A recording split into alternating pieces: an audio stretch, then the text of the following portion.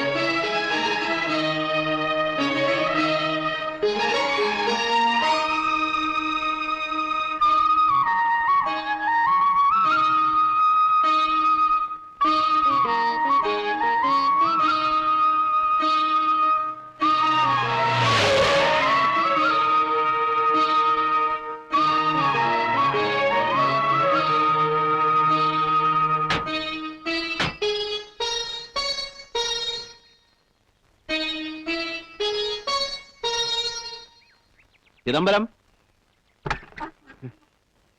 അയ്യോ, തമ്പുരാനും.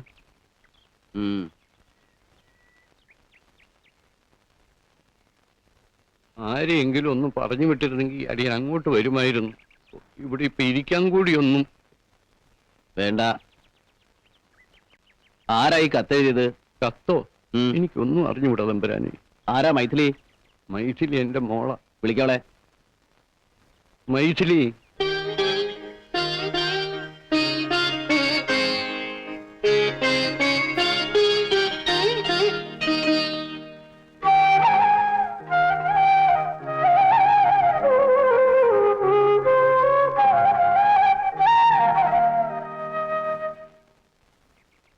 ഈ കത്തെഴുതിയത് നീയാണോ? ഒന്ന് വായിക്കേ. വായിക്കാൻ.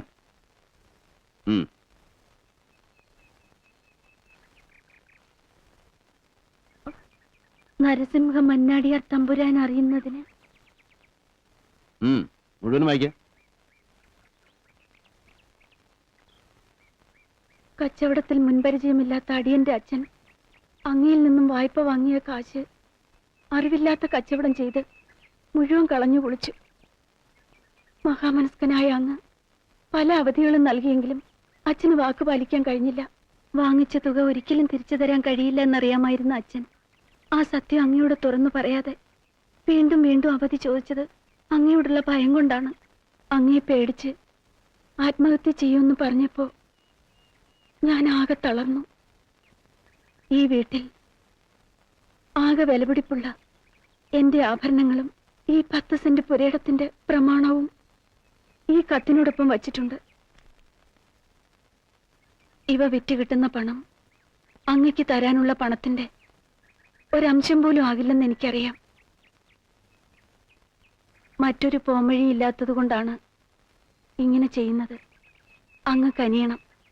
വിനയത്തോടെ, ചിദംബരത്തിന്റെ മകൾ മൈഥിലി. നിങ്ങളല്ലേ മകളെ കൊണ്ട് ഇങ്ങനെ ഒരു ദയാഹർജി എഴുതിപ്പിച്ചത്? എന്റെ കാമാക്ഷിപുരത്ത് അമ്മയാണ്. ഈ കത്തിനെ കുറിച്ച് എനിക്കൊന്നും അറിഞ്ഞുകൂടാ തമ്പുരാനെ. അച്ഛൻ അറിയാതെയാണ് ഞാൻ ഈ കത്തെഴുതിയത്. കത്തവിടെ വെച്ചിട്ട് പിന്നെ ആരെങ്കിലും വരുന്നതിന് മുമ്പ് നീ എന്തിനാ ഓടിക്കളഞ്ഞത്? നിന്റെ സ്വർണവും ഈ വീടും വിറ്റാൽ കിട്ടുന്ന തുക കഴിച്ച് ബാക്കി കട എങ്ങനെ വീട്ടാനാ ഭാവം? അത് ഞങ്ങൾ കൂലിവേല ഏതെങ്കിലും വീട്ടും തമ്പുരാനെ. ഞാൻ അവളോടാ ചോദിച്ചേ. നീ തന്നെ പറയേ. തമ്പുരാൻ എന്ത് ജോലി തന്നാലും ഞങ്ങൾ ചെയ്തോളാം. നരസിംഹ മന്നാടിയാരുടെ ഭാര്യ ആയിരിക്കാൻ നിനക്ക് സമ്മതാണോ?